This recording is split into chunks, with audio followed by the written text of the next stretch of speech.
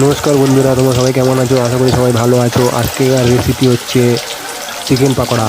দেখো, চিকেনটা প্রথমে ছোটো ছোটো করে কেটে বেসনের মধ্যে গুলে নিলাম।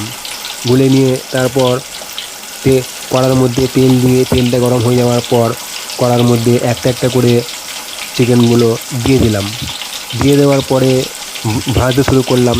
ফুটছে ফুটছে ফুটছে ফুটছে ভাজতে ভাজতে যখন লাল হয়ে গেল তখন একটা একটা করে আমি চিকেনগুলো তুলে নিলাম। চিকেন পকোড়া আমার হয়ে গেল রেডি। দেখো, চিকেন পকোড়াটা কীভাবে সুন্দরভাবে লাল হয়ে গেছে, লাল হয়ে কত সুন্দর। এবার চিকেনটা আমরা পরিবেশন করব। বন্ধুরা, রেডি হয়ে গেল চিকেন পকোড়া আমার।